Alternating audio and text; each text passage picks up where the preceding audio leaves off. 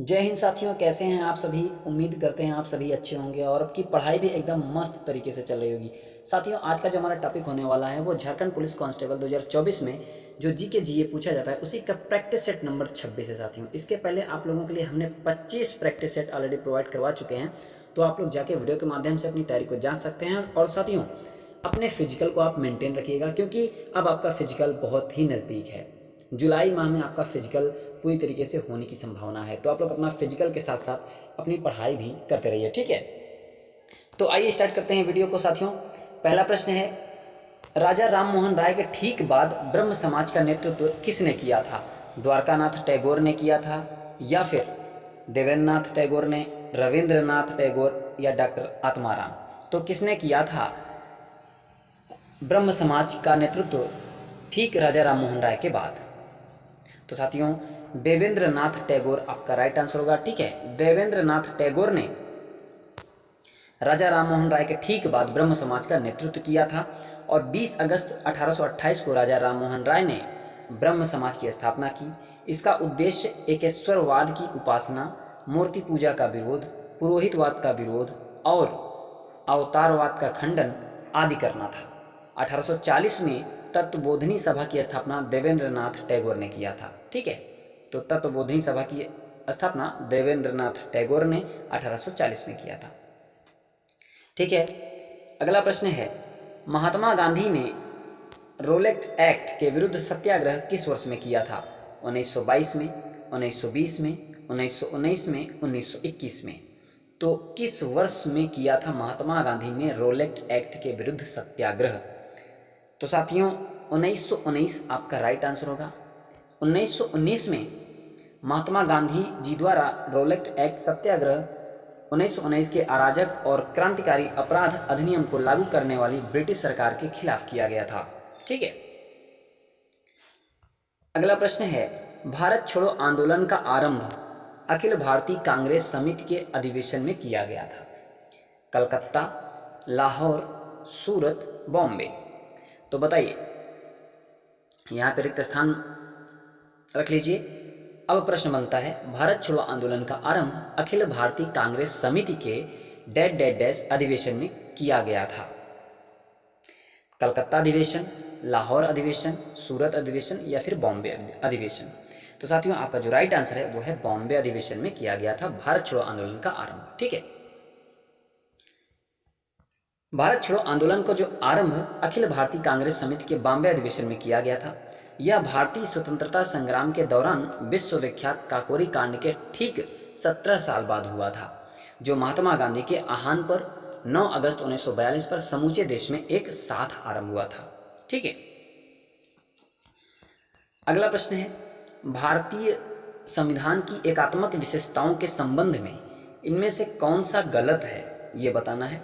अखिल भारतीय सेवाएं, प्रतिनिधित्व की असमानता, सशक्त केंद्र, संविधान की नम्यता न होना।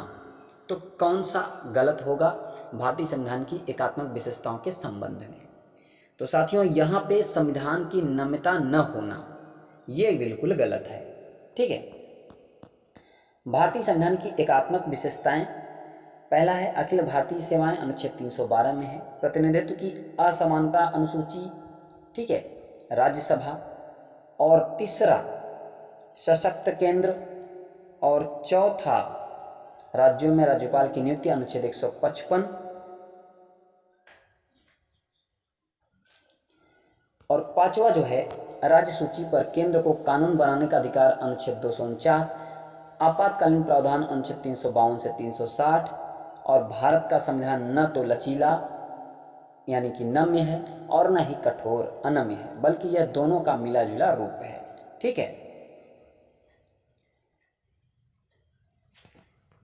अगला प्रश्न है, भारतीय संविधान के निम्न में से कौन से अनुच्छेद मनी बिल को परिभाषित किया गया है। अनुच्छेद 110, अनुच्छेद 109, अनुच्छेद 115, अनुच्छेद 113। तो कौन से अनुच्छेद में मनी बिल को परिभाषित किया गया है। तो साथियों, अनुच्छेद 110 जो है वो भारतीय संविधान का अनुच्छेद 110 मनी बिल को परिभाषित करता है। अनुच्छेद 110 में मनी बिल को परिभाषित किया गया है। भारतीय संविधान के अनुच्छेद 110 में धन विधेयक को परिभाषित किया गया है। धन विधेयक वित्तीय मामलों जैसे कराधान, सार्वजनिक व्यय आदि से संबंधित है। धन विधेयक लोकसभा में ही पुनर्स्थापित किया जा सकता है तथा पारित होने के उपरांत राज्यसभा के विचारार्थ भेजा जाता है और 14 दिनों के अंदर राज्यसभा को स्वीकृति देनी होती है। ठीक है,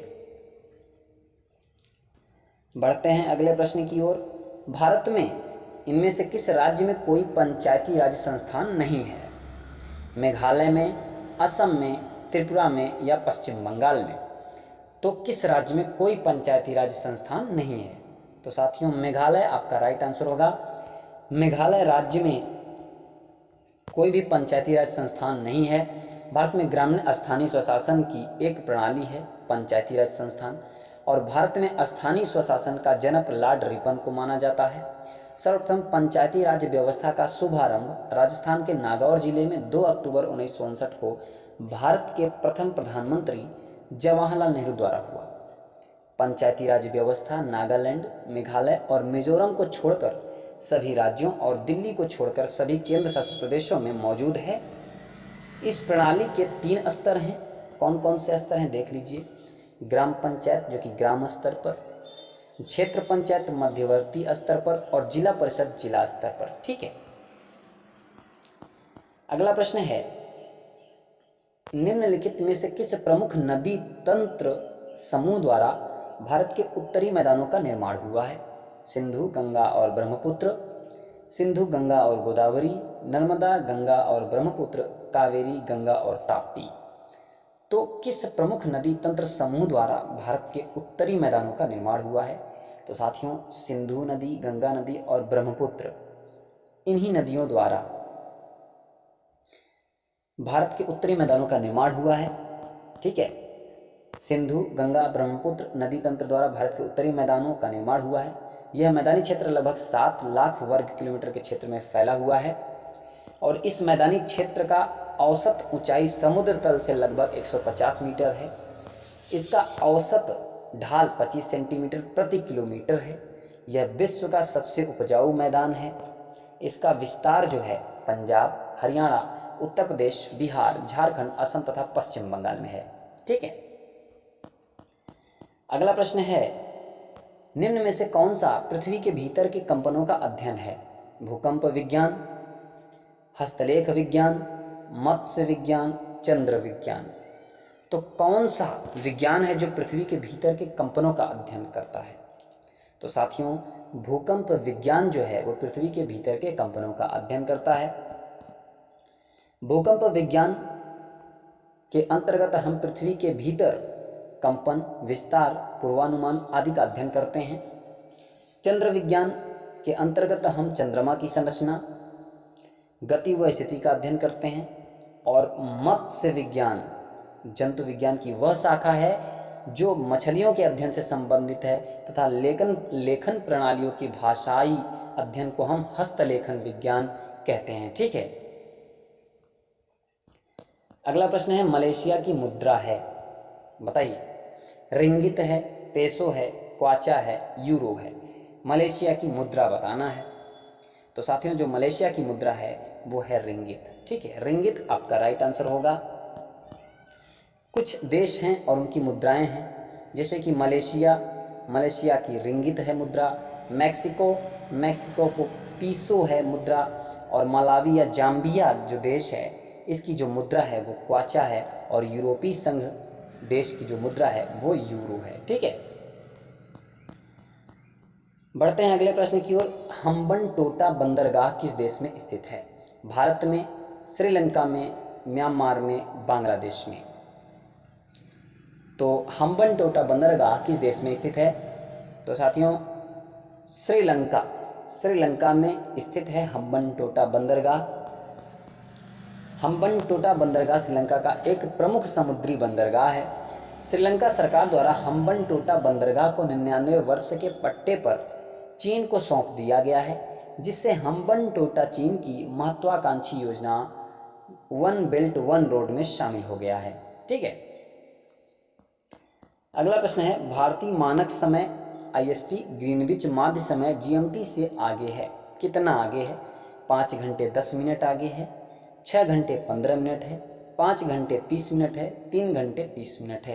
कितना आगे है? तो साथियों 5 घंटा 30 मिनट आगे है भारतीय मानक समय ग्रीनविच माध्य समय से। ठीक है, भारत का जो मानक समय है साथियों वो प्रयागराज माने इलाहाबाद के समीप मिर्जापुर से गुजरने वाली 82 डिग्री पूर्वी देशांतर 2 रेखा को माना गया है।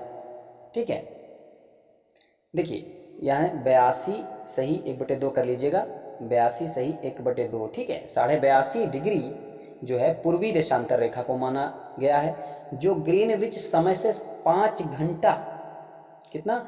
ग्रीनविच समय से 5 घंटा 30 मिनट, यहाँ पे 5.5 घंटा कर लीजिएगा, 5.5 घंटा आगे है।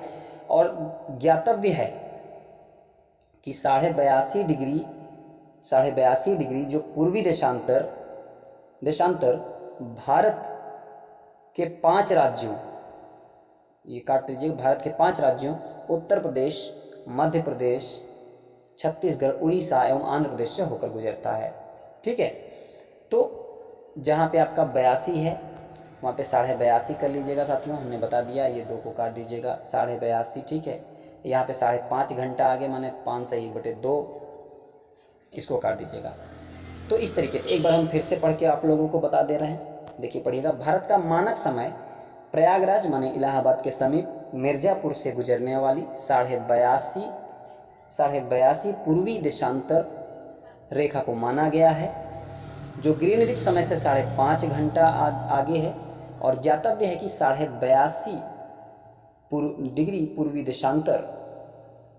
देशांतर भारत के 5 राज्यों उत्तर प्रदेश, मध्य प्रदेश, छत्तीसगढ़, उड़ीसा एवं आंध्र प्रदेश से होकर गुजरता है। ठीक है साथियों, टाइपिंग मिस्टेक हो जाती है, इसके लिए आप लोग गलत मत समझिएगा, हो जाता है मिस्टेक, हम सभी से हो जाते हैं मिस्टेक, तो टाइपिंग मिस्टेक होता है बस। अगला प्रश्न है, वो भी कभी कभी साथियों, हमेशा नहीं। अगला प्रश्न है, बीड़ी बनाने के लिए, ठीक है, बीड़ी बनाने के लिए डेटेस का उपयोग किया जाता है शाहबलूत के पत्तों, इमली के पत्तों, नारियल के पत्तों या तेंदू के पत्तों। तो बीड़ी बनाने के लिए किसके पत्ते का उपयोग किया जाता है? तो साथियों तेंदू के पत्तों का यूज़ किया जाता है बीड़ी बनाने के लिए। बीड़ी बनाने के लिए तेंदू के पत्तों का उपयोग किया जाता है। भारत में तेंदू पत्तों के लिए बुंदेलखंड प्रसिद्ध है। कौन? बुंदेलखंड। और बुंदेलखंड में इसे हरा सोना कहते हैं। किसे? तेंदू के पत्ते को हरा सोना कहते हैं। कहाँ पे? बुंदेलखंड में। पत्तों को मोड़कर इसमें तंबाकू, ठीक है, तंबाकू भरकर बीड़ी बनाई जाती है। ठीक है साथियों,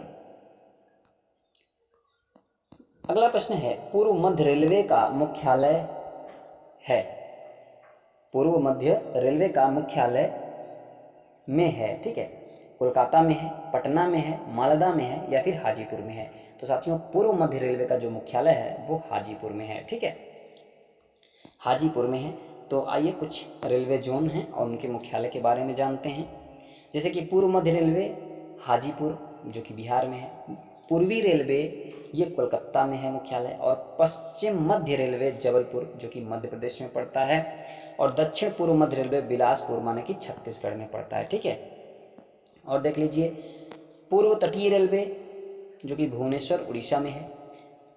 उल्लेखनीय है कि साथियों भारतीय रेलवे में कुल 18 जोन और 70 डिवीज़न हैं। ठीक है, 18 जोन और 70 डिवीज़न हैं। अगला प्रश्न है, भारतीय स्टेट बैंक SBI जिसे कहते हैं का मुख्यालय कहाँ स्थित है? चेन्नई, मुंबई, कोलकाता, नई दिल्ली। SBI भारतीय स्टेट बैंक लगभग साथियों बहुत से लोगों का खाता इस बैंक में होता है। आप में से कई स्टूडेंट का होगा खाता, तो बताइए इसका मुख्यालय कहाँ है? तो साथियों भारतीय स्टेट बैंक जिसे SBI कहते हैं उसका मुख्यालय मुंबई में है। ठीक है, मुंबई आपका राइट आंसर होगा। भारतीय स्टेट बैंक देश का सबसे पुराना वाणिज्यिक बैंक है साथियों। यह एक बहुराष्ट्रीय सार्वजनिक क्षेत्र का बैंकिंग और वित्तीय प्रदान करने वाला सांविधिक निकाय है।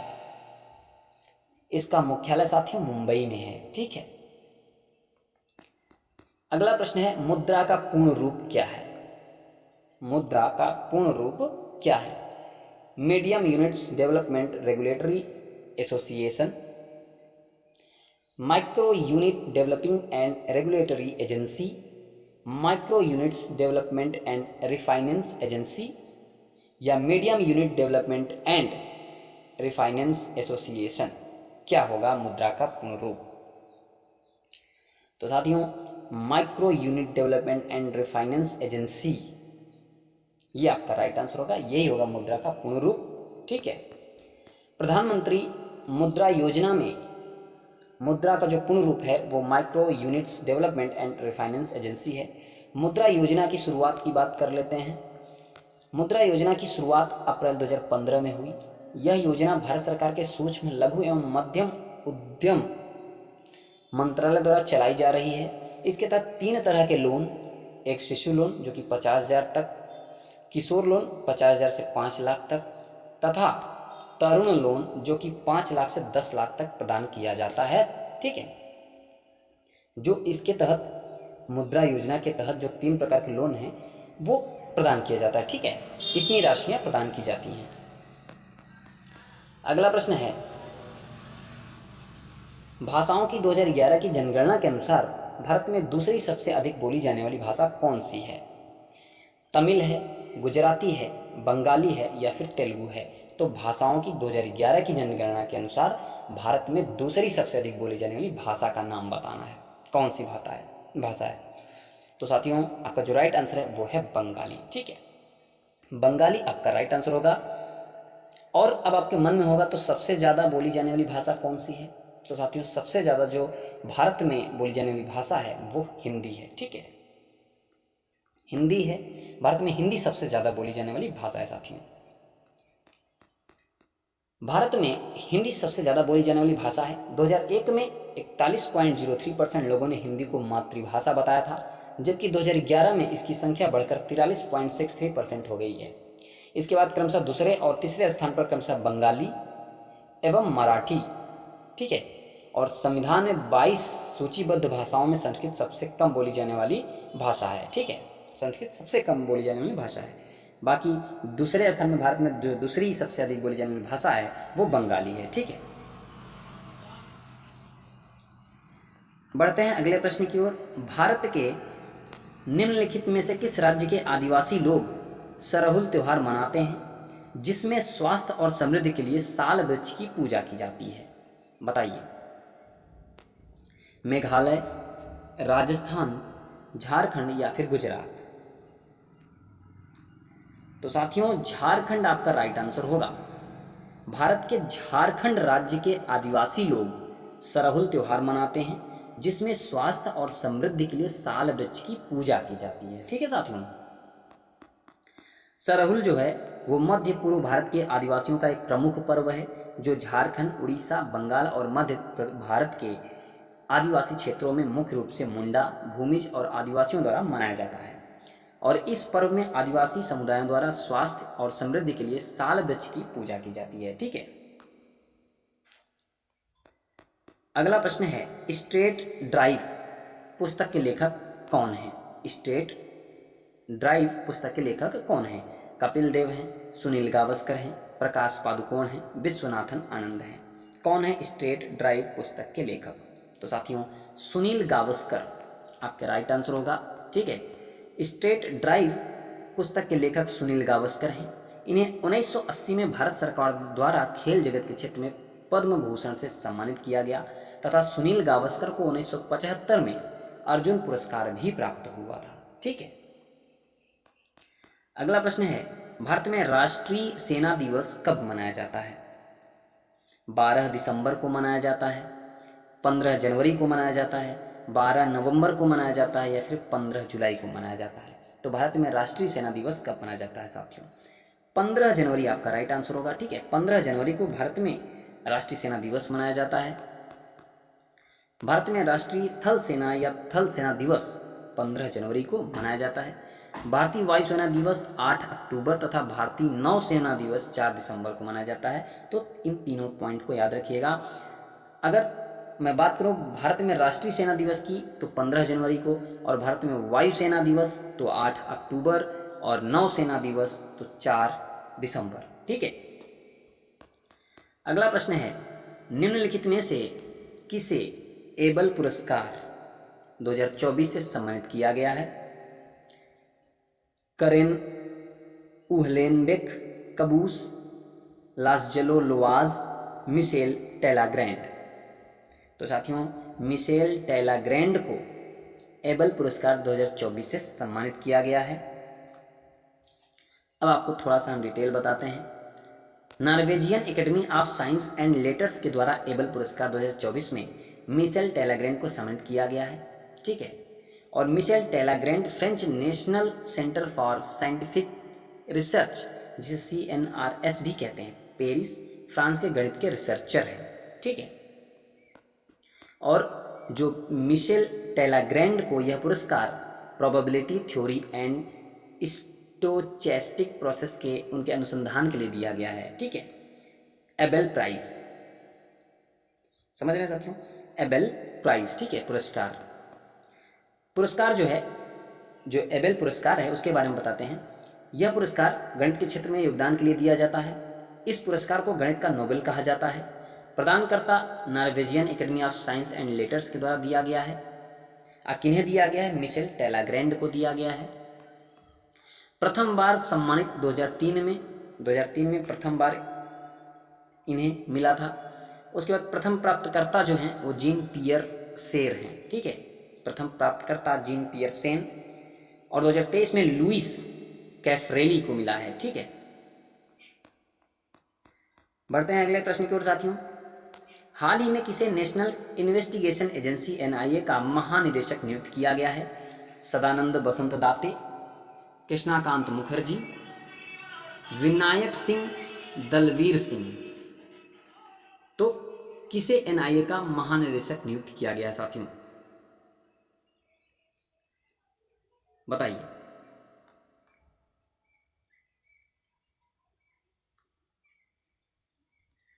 तो आपका जो राइट आंसर है वो है सदानंद बसंत दाते। ठीक है, इन्हें NIA का महानिदेशक नियुक्त किया गया है। महाराष्ट्र एंटी टेररिज्म स्क्वाड के प्रमुख सदानंद बसंत दाते को नेशनल इन्वेस्टिगेशन एजेंसी NIA का महानिदेशक नियुक्त किया गया है। सदानंद बसंत दाते महाराष्ट्र कैडर के 1990 बैच के IPS ऑफिसर हैं, और सदानंद बसंत दाते को पूर्व महानिदेशक दिनकर गुप्ता के स्थान पर नियुक्त किया गया है। ठीक है, दिनकर गुप्ता, और सदानंद बसंत दाते को नेशनल इन्वेस्टिगेशन एजेंसी का महानिदेशक के तौर पर कार्यकाल जो है वो 31 दिसंबर 2026 तक रहेगा। ठीक है, 31 दिसंबर 2026 तक नेशनल इन्वेस्टिगेशन एजेंसी। आइए इसके बारे में जानते हैं। भारत में आतंकवाद गतिविधियों को रोकने के लिए भारत सरकार द्वारा स्थापित एक संघीय जांच एजेंसी है NIA, और स्थापना 31 दिसंबर 2008 को हुआ था। राष्ट्रीय जांच एजेंसी अधिनियम 2008 के तहत मुख्यालय नई दिल्ली में है NIA का, और नोडल विभाग कार्मिक और प्रशिक्षण विभाग। ठीक है, अगला प्रश्न है साथियों, निम्न में से कौन सा देश North Atlantic Treaty Organization NATO का 32वां सदस्य बना है? फिनलैंड, स्वीडन, भारत या फिर पेरू? कौन सा देश नाटो का 32वां सदस्य बना है साथियों? तो स्वीडन जो है आपका राइट आंसर होगा। स्वीडन नाटो का 32वां सदस्य बना है। ठीक है, सैन्य गठन की बात करते हैं, जो नाटो है, नाटो इसकी गठन की बात करेंगे तो 1949।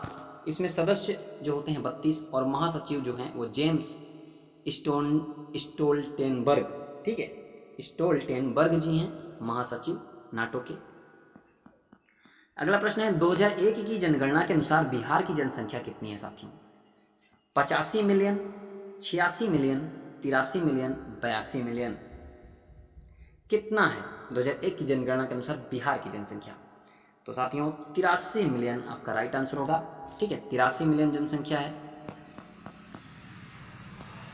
2011 की जनगणना के विवरण के अनुसार बिहार की जनसंख्या 10.41 करोड़ है, जो 2001 की जनगणना की 8.30 करोड़ के आंकड़े से अधिक है।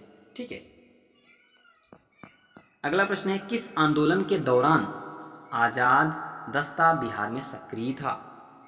असहयोग आंदोलन, सविनय अवज्ञा आंदोलन, भारत छोड़ो आंदोलन, चंपारण सत्याग्रह? तो किस आंदोलन के दौरान आज़ाद दस्ता बिहार में सक्रिय था? तो साथियों, भारत छोड़ो आंदोलन के दौरान आज़ाद दस्ता बिहार में सक्रिय था। ठीक है। ब्रिटिश शासन के अत्याचार से लड़ने के लिए जयप्रकाश नारायण ने भारत छोड़ो आंदोलन के दौरान नेपाल में एक आज़ाद दस्ता, यानी जिसे हम स्वतंत्रता ब्रिगेड भी कहते हैं, का आयोजन किया। जयप्रकाश नारायण एक भारतीय स्वतंत्रता सेनानी, सिद्धांतवादी और समाजवादी थे। उन्हें जेपी या लोक नायक के नाम से भी जाना जाता है। ठीक है, जयप्रकाश नारायण जी को। अगला प्रश्न है साथियों, बिहार के किस जिले में सोने का सबसे बड़ा भंडार है? जमुई में, बांका में, कटिहार में, उपरोक्त में से अधिक? तो कहाँ पे बिहार के किस जिले में सोने का सबसे बड़ा भंडार है? तो साथियों, जमुई जो है, बिहार के जमुई जिले में सोने का सबसे बड़ा भंडार है। बिहार में सोने का जो भंडार है, सोना एक कीमती खनिज है साथियों, जिसका उपयोग आभूषण और अंतर्राष्ट्रीय मुद्रा के रूप में किया जाता है, आप सब जानते हैं। इसका दंत चिकित्सा और नक्काशी में भी उपयोग किया जाता है। गया, नालंदा और जमुई जिलों में सोने के भंडार हैं।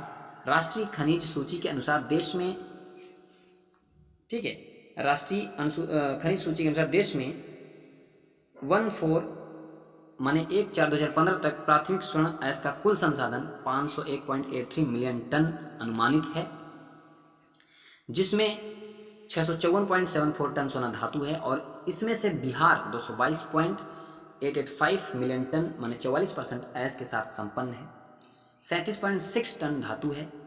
भारतीय भूवैज्ञानिक सर्वेक्षण जीएसआई ने जमुई जिले के सोनो ब्लॉक में राजगीर और करमटिया, ठीक है, राजगीर और करमटिया, रानी पहाड़ी, बदमरिया, मड़ी पहाड़ी के कबूतरा और नकिया पहाड़ी क्षेत्रों में सोने के भंडारी पुष्टि की है। ठीक है, तो यहाँ पे सोना का भंडारण की पुष्टि किया है किसने? जीएसआई ने।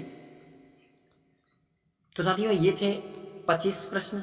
25 प्रश्न में आप कितना कर पाते हैं ये कमेंट करके जरूर बताइएगा।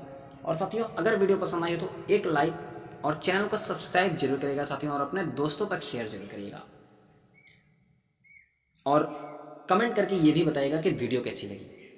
तो साथियों, तब तक मिलते हैं अगली वीडियो के साथ। तब तक के लिए नमस्कार, वंदे मातरम, जय हिंद।